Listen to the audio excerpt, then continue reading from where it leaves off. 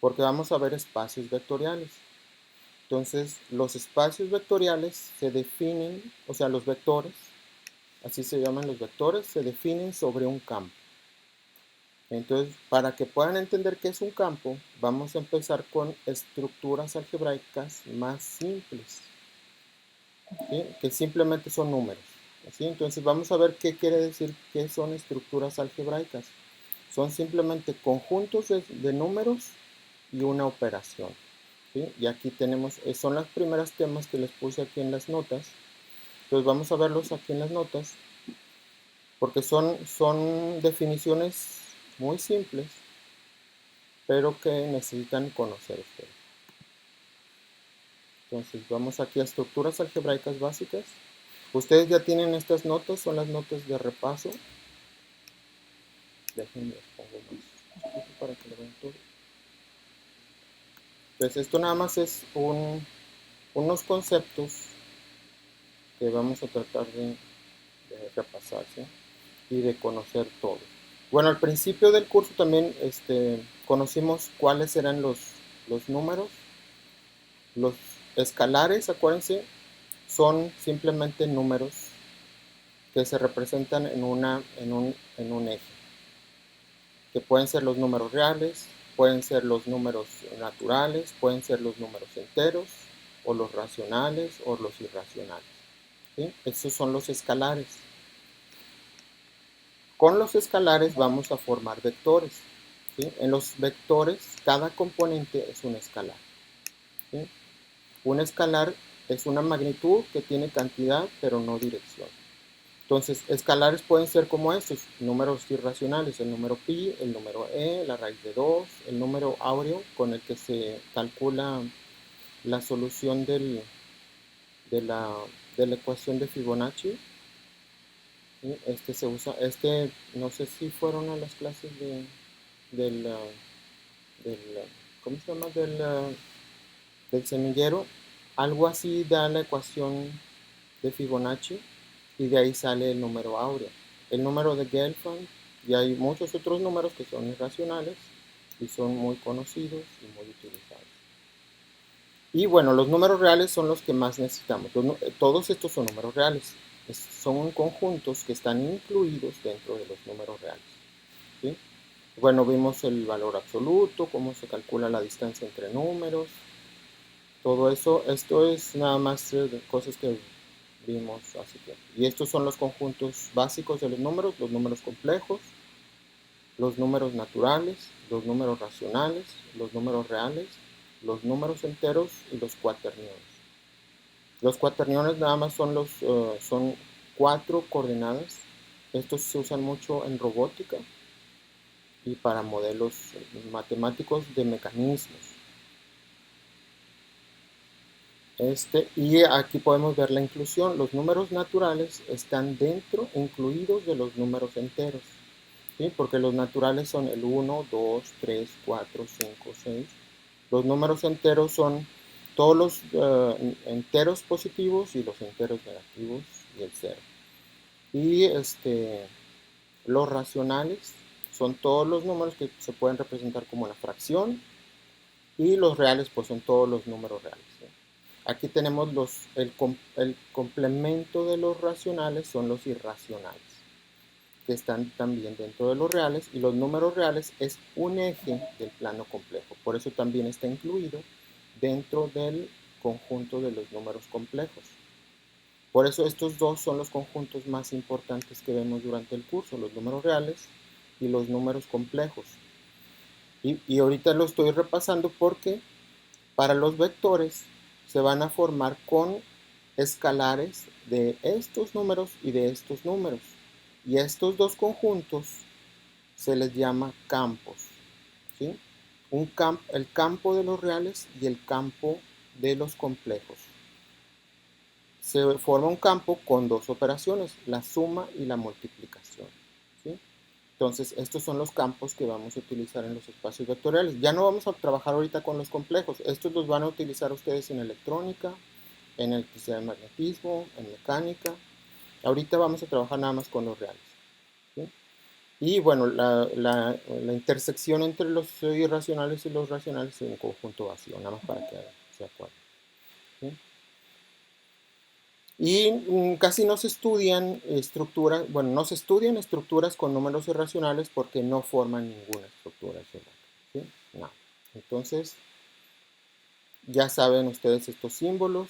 Para todo X existe, para todo X elemento de los reales existe Y elemento de los reales tal que X más Y es un número real. A esta propiedad se le llama la cerradura. Quiere decir que todo número real más otro número real te da un número real. ¿Sí? Eso es lo que vamos a estar leyendo ahorita en estas propiedades, pero las voy a tener escritas de esta forma, con puros símbolos matemáticos. ¿Sí? Entonces, todo esto está escrito en la nomenclatura de este documento. Entonces, los más comunes va a ser para todo o para cada, pertenece, existe, implica, sí y solo sí, la pi mayúscula que es el producto, la S mayúscula griega es sumatoria, unión, intersección, composición de funciones. ¿Sí? Son los básicos que vamos a estar viendo. Entonces, la estructura básica, una de las estructuras, porque son muchísimas, bueno, no, son muchas estructuras algebraicas que se estudian en matemáticas puras, pero aquí vamos a ver solamente las que necesitamos nosotros. ¿Sí? La primera es semigrupos. ¿Sí? Entonces, un semigrupo así se representa. ¿Sí? Bueno, así lo representaban mis maestros de matemáticas. Me dio clase una alemana y así se representa. Simplemente un conjunto de números y una operación.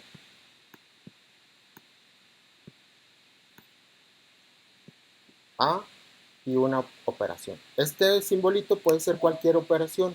Aquí les puse todos los símbolos. Puede ser cualquier símbolo. Puede ser la multiplicación, puede ser la suma, puede ser cualquier otra operación que ustedes definan.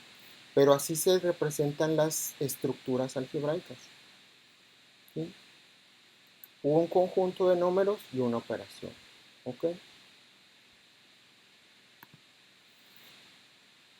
Ahora, ¿por qué se dice que es un semigrupo? Lo único que debe de cumplir ese conjunto de números y esa operación, bueno, la operación se llama operación binaria porque se tiene que hacer entre dos elementos del conjunto. ¿Sí? La suma es una operación binaria porque para sumar necesitas dos números. ¿Sí? No puedes sumar con un solo número.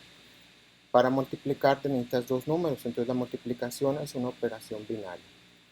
La potencia no es una operación binaria porque si elevas un número necesitas nada más el número. ¿Sí? Y bueno, la potencia, pero no es una operación entre el número y la potencia, o sea, es diferente. Entonces aquí para hacer un semigrupo se necesita la cerradura que le estaba comentando ahorita. Entonces así se representa como función. La cerradura quiere decir que la operación se realiza entre un elemento del conjunto y otro elemento del conjunto y se produce otro elemento del conjunto. ¿Sí?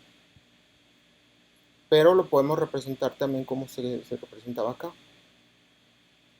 de la misma forma. ¿Sí? Nada más que aquí estoy hablando en general, no es de números reales, es para cualquier conjunto. Entonces, el un producto cartesiano quiere decir que dos elementos del conjunto se les aplica la operación. ¿Sí? Aquí están dos elementos de A, que es como si fueran las coordenadas, un par cartesiano, se le aplica la operación binaria definida por lo que sea, suma, resta, multiplicación, lo que ustedes quieran, y se obtiene un elemento que está dentro del mismo conjunto. Entonces a eso se le conoce como cerradura. Entonces para los números reales sería lo que le estaba diciendo ahorita. Entonces los números reales cumplen con la cerradura. Un número real más otro número real me da un número real.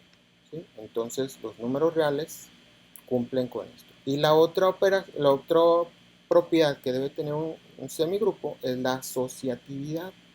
con la operación. Entonces quiere decir que si yo tengo 3 elementos en los cuales se está aplicando la operación, yo puedo aplicarla al primero y luego a la operación aplicada a los dos que ya se aplicó la operación, o puedo aplicar la operación primero a los dos primeros y luego al tercero, que es la asociatividad normal de los números reales, que también se aplica a los números complejos, ¿sí?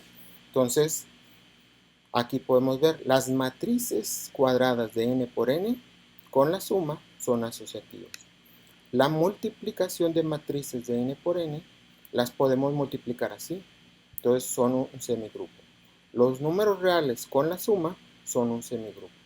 Los números reales con la multiplicación son un semigrupo. Los números racionales con la suma y con la multiplicación son un semigrupo.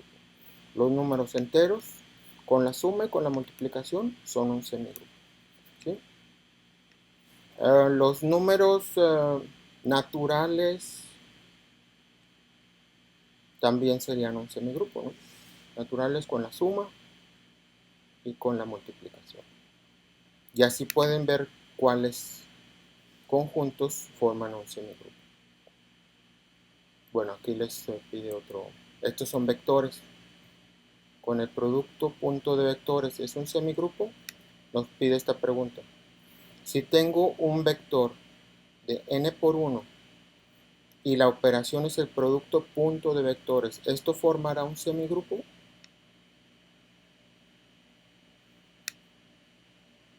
Aquí en este caso no, porque si multiplico dos vectores con el producto punto, el resultado me da una escalar que es de 1 por 1. Entonces el resultado no es un vector de n por 1, no está dentro del conjunto de los elementos, entonces este no sería un semigrupo. Aquí también me dice, hay la operación transpuesta de matrices, la inversa, la adjunta. Todas estas operaciones no son operaciones binarias porque se aplica a una sola matriz, ¿sí? Entonces, esas no se podrían definir como operaciones en una estructura algebraica, ¿sí? Se tiene que aplicar entre dos vectores, dos números o dos matrices. Ahora, después de que tenemos semigrupos, tenemos los grupos. Un grupo debe ser un semigrupo, entonces tenemos ya las dos operaciones, cerradura y asociatividad.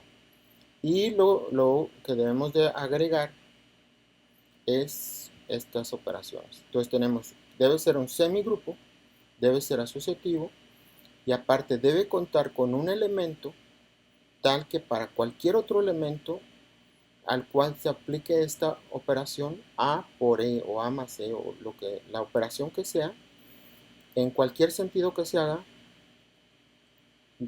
nos dé A otra vez, ¿sí? A este elemento se le llama la identidad del grupo. Si esta fuera una multiplicación, la E sería un 1 en los números reales. Si esta fuera una suma, la E sería el 0 en los números reales, ¿sí? Para que nos dé A otra vez. Entonces depende de la operación y depende del conjunto de los números. ¿Okay? Si tuviéramos las matrices, aquí sería la matriz identidad en la multiplicación. Si tuviéramos las matrices con la suma, aquí sería una matriz de ceros. Una matriz cuadrada de puros ceros.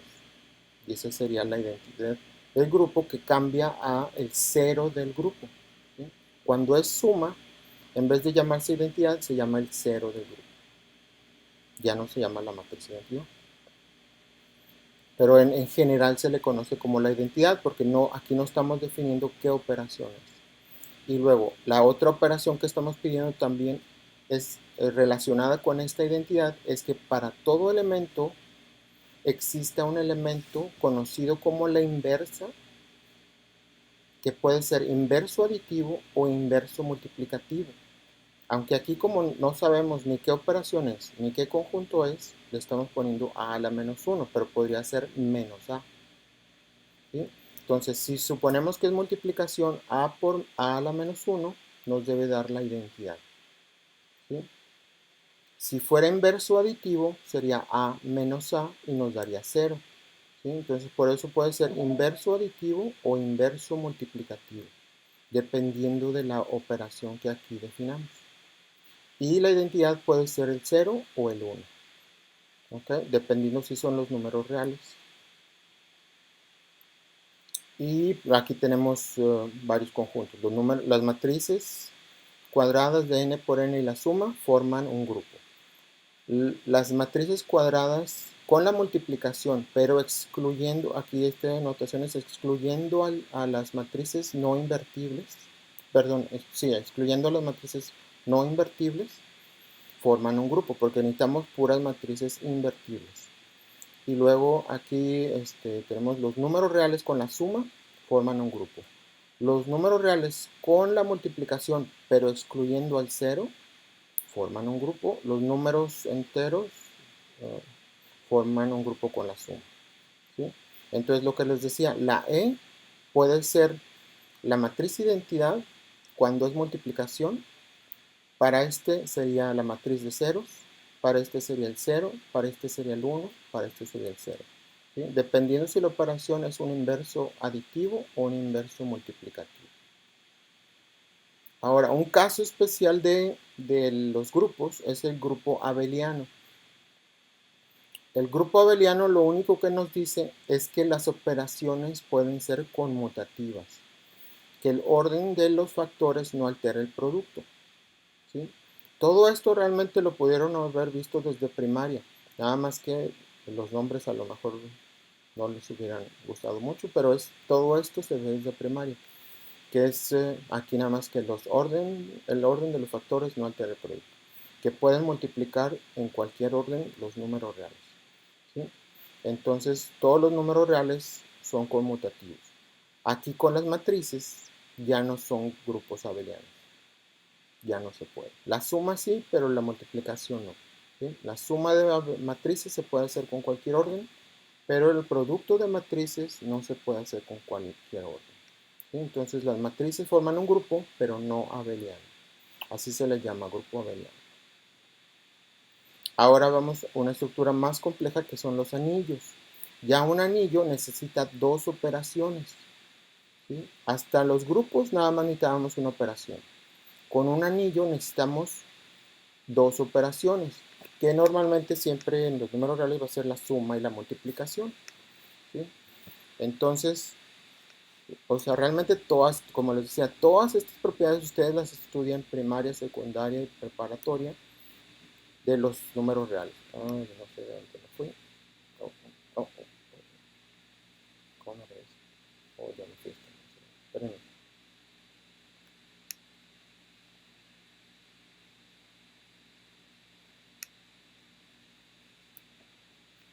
Me fui a la referencia.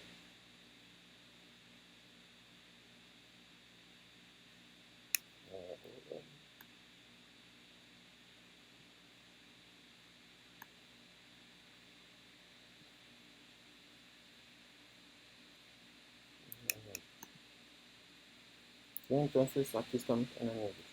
Entonces, los números reales forman un anillo. Entonces, ¿qué operaciones debe tener un anillo? Un anillo primero debe ser un grupo abeliano. Entonces, ¿qué era un grupo abeliano? Debe ser, primero, para ser semigrupo, asociativo, debe ser conmutativo, con la suma. ¿Sí? Primero con una operación. Debe ser un grupo abeliano, asociativo, conmutativo, neutro aditivo, quiere decir que debe tener un 0, debe tener inverso aditivo, debe tener, o sea, los positivos deben tener sus negativos. Y luego la multiplicación también debe ser un semigrupo, este nada más debe ser semigrupo. Con la suma debe ser un grupo abeliano. La multiplicación nada más semigrupo, asociativo y con cerrado. ¿Sí? Y además puede tener identidad multiplicativa, que es el 1. Y otra propiedad es que es distributivo. Esto es lo único nuevo del anillo, ¿sí? Que tiene distributividad de la multiplicación sobre la suma. Quiere decir que si yo multiplico A por B más C, se puede distribuir A por B, A más A por C. Esto es algo que ustedes conocen. A por B, A por C. ¿Sí? Y esto lo tienen los números reales, los números complejos, los números enteros. ¿Sí? Cuando ustedes multiplican un número por una suma, se distribuye así.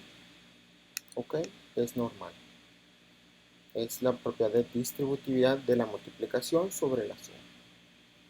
Y ustedes van a ver que hay otro tipo de distributividad en una estructura que se llaman los números booleanos. En los números booleanos hay una distributividad muy rara que solamente aplica para los números binarios y no aplica para números reales ni los complejos. ¿Sí? Es totalmente al revés. Y ya que tenemos un anillo, si agregamos unas propiedades más, se forma un campo. ¿Sí? Y es lo que necesitamos para un espacio vectorial.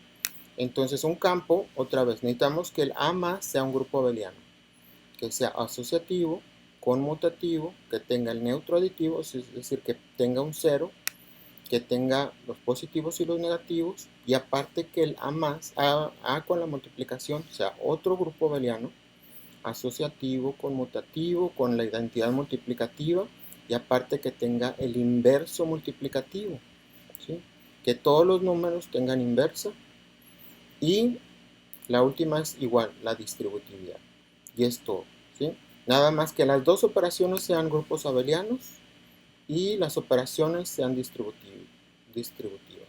¿Sí? Entonces, a mí me gusta más verlo así porque así ustedes se aprenden qué es un campo. Es un conjunto de números el cual forma dos grupos abelianos, ¿sí? Y ya saben que es un grupo abeliano. Es una operación conmutativa, asociativa, con neutro aditivo, inverso aditivo. Neutro o identidad multiplicativa, inverso multiplicativo, y las operaciones son distributivas.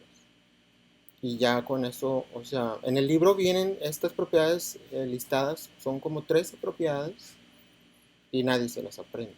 Entonces, a mí se me hace más fácil así aprenderse que es un semigrupo, que son dos propiedades, y lo que es un grupo, una operación, una propiedad más, que es un anillo, una propiedad más, que es un campo, una propiedad más, que es bueno, ya el campo. Entonces aquí tenemos el campo de los números reales, y aquí los tengo, que es la cerradura, se escribe así, que es el neutro aditivo, nada más para que lo vean con símbolos, que es el inverso aditivo. Todo esto viene así en el libro, entonces no sé si sea más complicado, que es la cerradura de la otra operación, que es el neutro multiplicativo, y lo que es inverso multiplicativo, que es la distributividad, que es la asociatividad, que es la conmutatividad, y luego viene la de los complejos no viene, pero ahí se las pongo. Es lo mismo exactamente, vienen las demostraciones en el libro de todo eso, y luego ya nos pasamos a espacios vectoriales, ¿sí? Y el espacio vectorial es simplemente, se define sobre un campo. Entonces vamos a espacios vectoriales. Antes de un espacio vectorial hay otra estructura que se llaman módulos. Un módulo es similar a un espacio vectorial, nada más que se define sobre un anillo.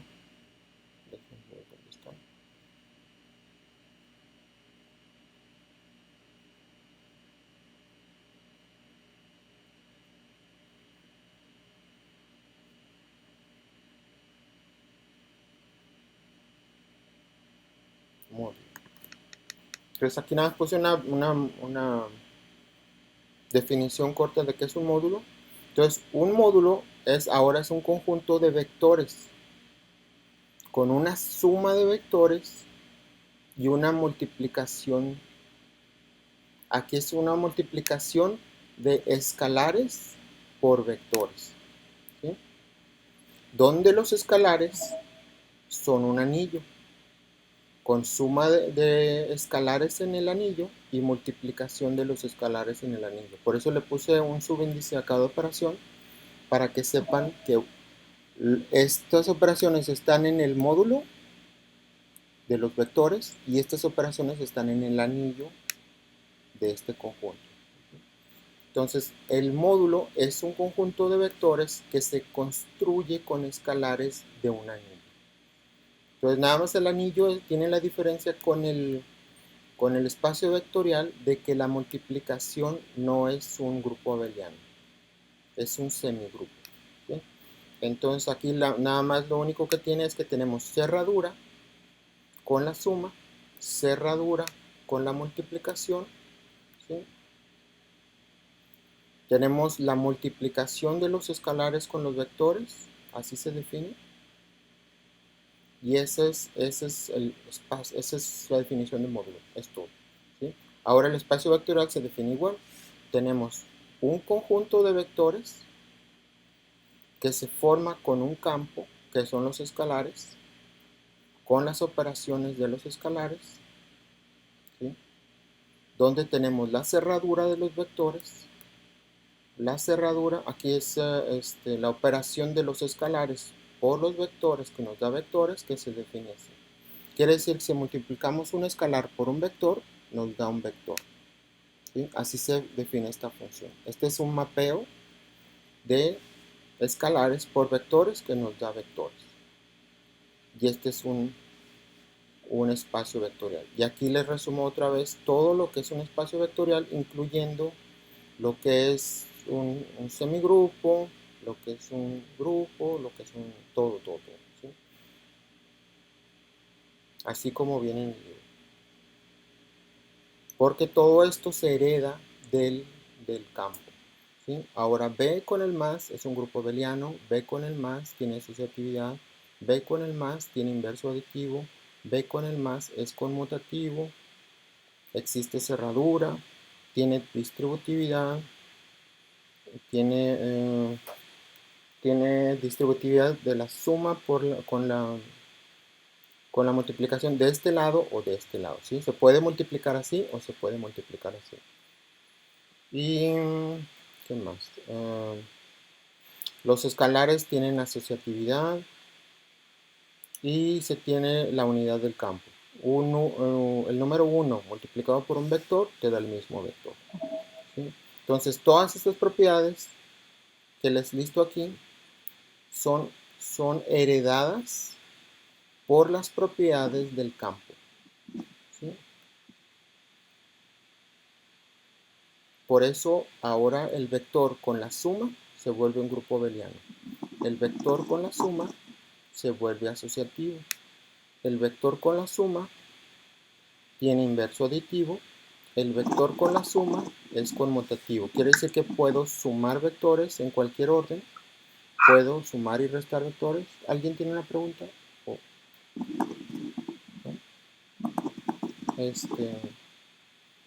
Al multiplicar un escalar por un vector, me da un vector. Puedo multiplicar un escalar por una suma de vectores y me da igual a la suma del producto de los vectores por el escalar. O puedo multiplicar una suma de escalares por un vector y es igual a la suma de los vectores multiplicados por el escalar. O puedo multiplicar un producto de escalares por un vector y puedo multiplicar un escalar por el producto del escalar por el vector. ¿Sí? O de cualquier forma, puedo multiplicar el producto por el vector. Y lo que les decía, la unidad del campo multiplicada por un vector me da el vector. ¿Sí? No se modifica. Y aquí tenemos diferentes tipos de espacios vectoriales. El espacio vectorial más utilizado es el R3. R3 es el espacio tridimensional, que es un espacio vectorial que se define sobre los reales. Otro espacio vectorial es el plano sobre los reales. Otro espacio vectorial es la recta de los números reales, que se define también sobre los reales. El origen es un espacio vectorial. ¿Sí?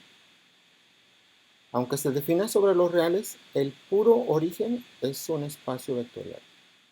Aunque todos estos, este es un subespacio vectorial de este es un subespacio vectorial de este y este es un subespacio vectorial de este, porque son subconjuntos, ¿sí lo ven? Entonces, un subespacio vectorial es donde hay un conjunto de vectores que son subconjuntos de otro conjunto de vectores.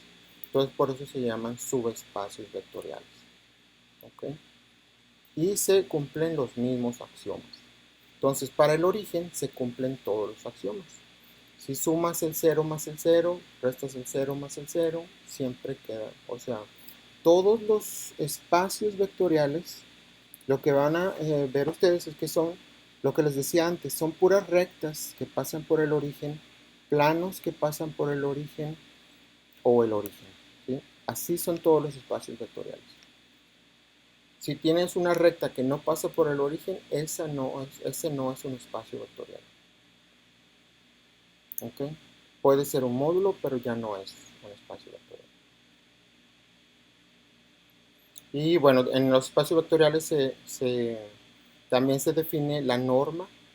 La norma de un vector se define igual que el valor absoluto de un número complejo, si se acuerdan, que es las coordenadas al cuadrado, la suma y la raíz. ¿Sí? Esa es la norma euclidiana. O se calcula con el producto interno o producto escalar de dos vectores. ¿Sí? Ese es bueno, y también tenemos que definir para un espacio vectorial, se define una base, ¿sí? Que se define como una combinación lineal de un conjunto de vectores ortonormales. Entonces, para un espacio vectorial tenemos que crear una base. La base canónica de los espacios vectoriales para R es I. ¿Sí? Para R el plano son I y J. Se pueden poner con flechita o se pueden poner con gorrito. ¿Sí? Depende de la notación que a ustedes les guste más. Para R3 se usan I, J y K. Esas son las bases canónicas. ¿Sí? Quiere decir que este es el eje X, este es el eje X y el eje Y, este es el eje X, Y y Z. ¿Sí? Entonces vamos a ver aquí el espacio vectorial R2 para que lo entiendan mejor. Entonces el espacio vectorial R2 son todos los vectores en el plano. ¿Sí? Vectores en 2D. Entonces tienen dos coordenadas. Así se puede escribir de forma horizontal o de forma vertical, o se puede escribir usando la base. También van a ver la notación esta en los libros, que se puede poner con negritas la I y la J, en vez de poner la flechita o el gorrito. Entonces hay diferentes notaciones para poner la base canónica. Entonces hay muchas notaciones para poner un vector. Se puede poner con negritas, aquí como se les puse. Se puede poner con flechita, se puede poner con gorrito. Se puede poner con corchetes, se puede poner con paréntesis redondos, horizontal, vertical, o se puede usar la base canónica, donde podemos aquí la coordenada en X y la coordenada en Y con J. ¿Sí? Y el vector Y, que se puede representar así, es 1, 0, vertical u horizontal, o 1, 0 y J, o nada más Y. Y J sería así. Ya estos no son números complejos, ¿sí? Son la base canónica de los números reales. ¿Sí? Entonces, la base canónica es todo vector R2 puede ser representado por una combinación lineal de los vectores unitarios. A estos números a estos vectores se les conoce como vectores unitarios porque tienen magnitud 1, ¿sí? Y tienen la dirección del vector X y la dirección del vector Y. ¿Y qué es una combinación lineal? Aquí viene. La combinación lineal es una suma de n vectores multiplicados por una constante. Entonces, aquí como tengo los vectores unitarios Y y J, esta sería su combinación lineal. La suma de estos dos vectores multiplicados por una constante, que sería alfa, beta, alfa, beta, alfa, beta. Y así quiere decir que yo puedo representar cualquier vector en el plano con dos constantes en un vector, ¿sí? Usando la base canónica I y J. Pero puedo usar cualquier otra base canónica. Yo la puedo construir, ¿sí? Entonces aquí lo que les decía, la magnitud del vector se calcula con la norma euclidiana, que normalmente se llama L2. Esto viene de los espacios de Lebesgue. Eso no lo vamos a ver aquí, pero es de unos espacios. Se crean unos espacios y de ahí se definen estas normas. Y es simplemente la raíz cuadrada de la suma de los elementos al cuadrado, ¿sí? De estos elementos. Porque I y J ya sabemos que son unitarios. Entonces nada más, aquí nada más está definido que la norma es un mapeo de R2 a R. ¿Sí? Quiere decir que tenemos varios elementos y nos da una escalar. ¿Sí? Aquí tenemos el vector, sus componentes, la norma es la raíz cuadrada de sus componentes al cuadrado y nos da un número real. ¿Sí? Si tiene una magnitud multiplicada por un escalar multiplicado por el vector, esta constante con valor absoluto la podemos sacar de la raíz y siempre puede quedar fuera de la raíz con valor absoluto. ¿Sí? Siempre queda positivo. ¿Okay? Entonces, aquí recuerden, los vectores unitarios son de magnitud 1 y la norma siempre es positiva y número real. ¿Sí? Nunca les puede quedar la magnitud negativa. Hay otra definición. Cualquier vector podemos calcular su vector unitario, el cual representa la dirección del vector. ¿Sí? Entonces, el vector unitario de un vector se calcula simplemente dividiendo el vector entre su magnitud. Y eso nos da lambda x, lambda y, que son los cosenos directores. Entonces calculamos la magnitud del vector.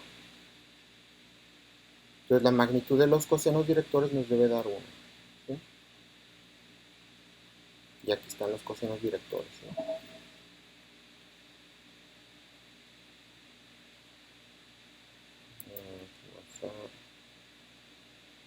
Bueno, aquí nada más están las propiedades están resumidas aquí, las propiedades de los vectores de 2D, de un vector. Aquí está el espacio vectorial R3.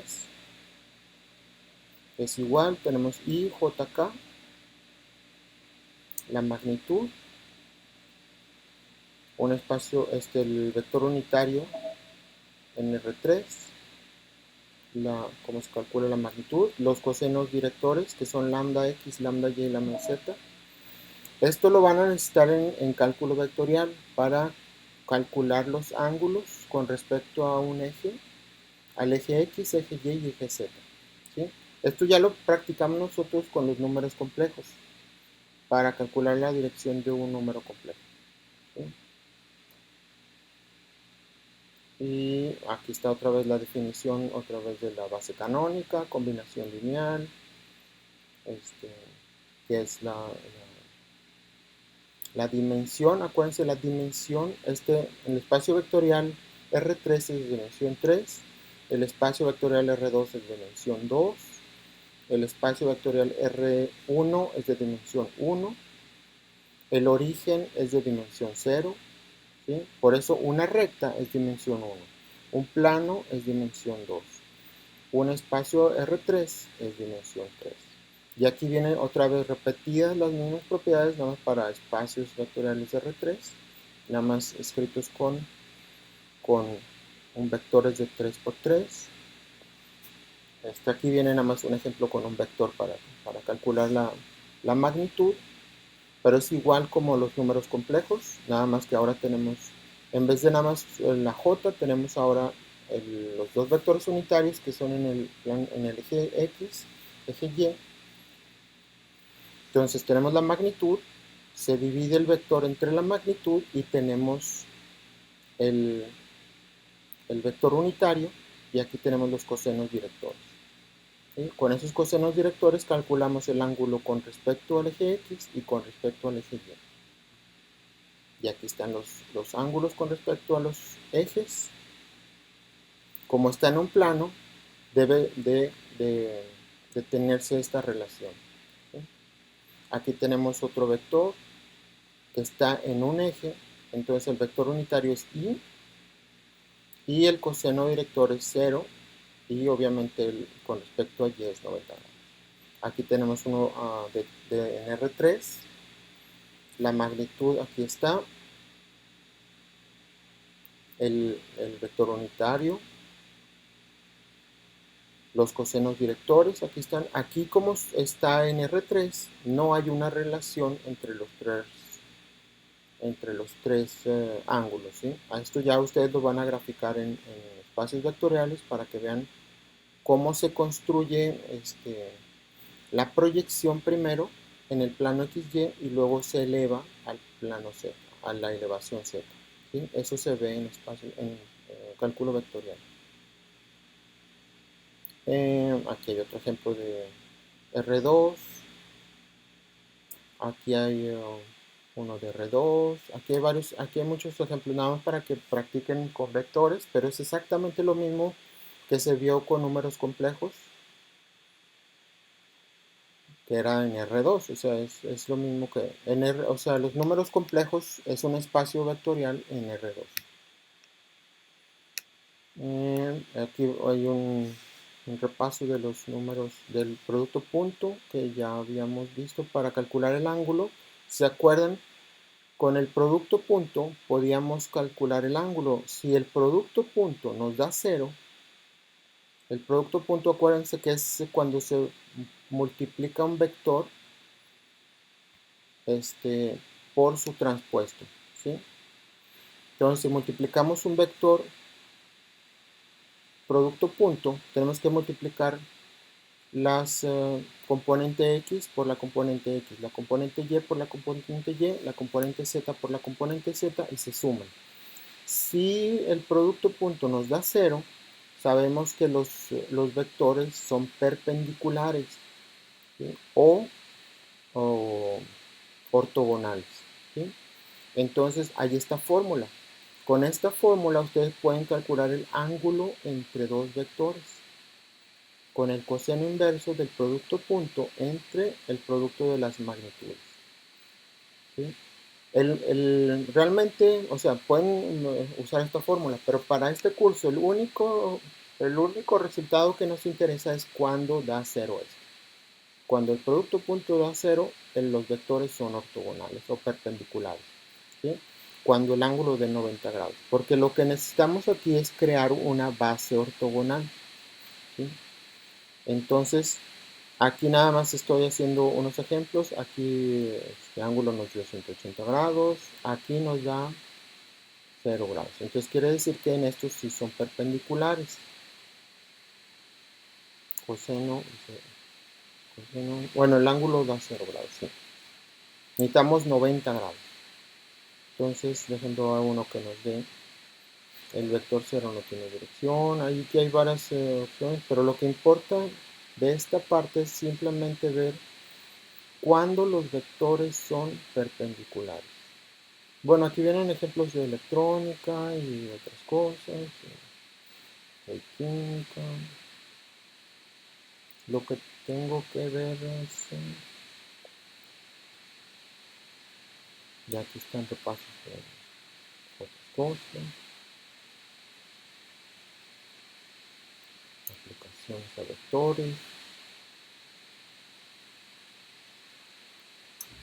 Esto el producto cruz lo van a ver también en cálculo vectorial.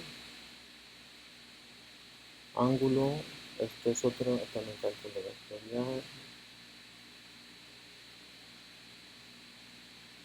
Todo lo que van a entrar se los va a pasar a otro documento. Esto ya son transformaciones lineales. Porque de aquí lo que vamos a necesitar es ya nada más saber cuándo el producto punto de dos vectores da 0. Y con eso vamos a construir algo que se llama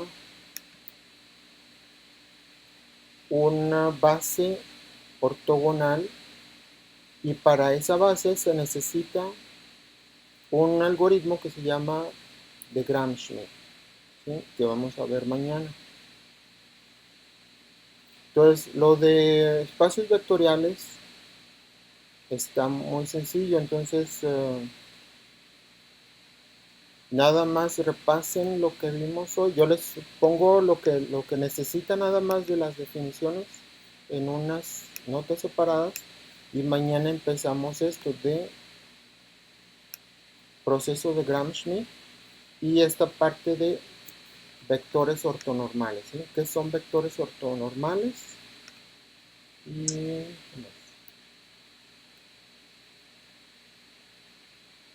Este es el último tema, ¿verdad?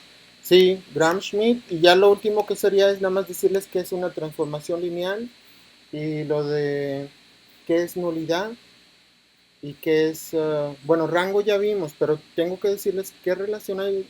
Rango es realmente la dimensión del espacio vectorial, porque el rango se forma con las columnas de la matriz. Entonces, si tienen ustedes eh, el tres vectores, vamos a ver que con esos tres vectores se genera un espacio vectorial y de esos vectores vamos a formar una matriz y el rango de esa matriz nos va a decir cuál es la dimensión del espacio vectorial.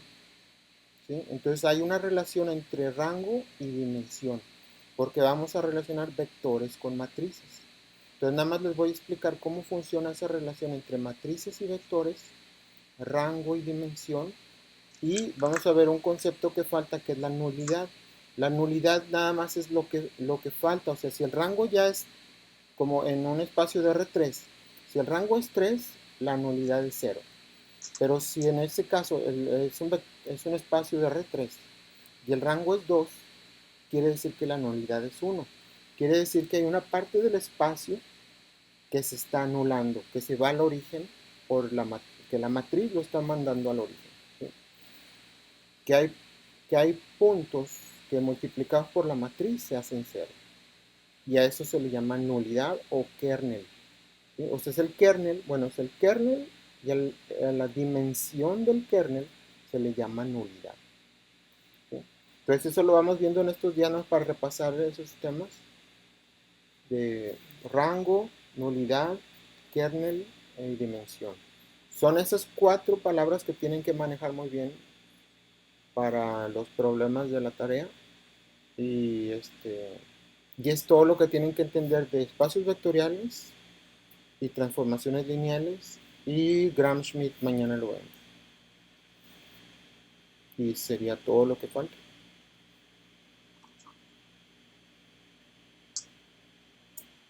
¿Cuándo vamos a estar haciendo la tarea 5? Yo se las encargo mañana, Bueno. ya para que sepan A ver. qué es Gram-Schmidt y ya les pongo la tarea mañana. Ujú. Y les mando las notas de hoy ya todo en un solo documento. Muy bien.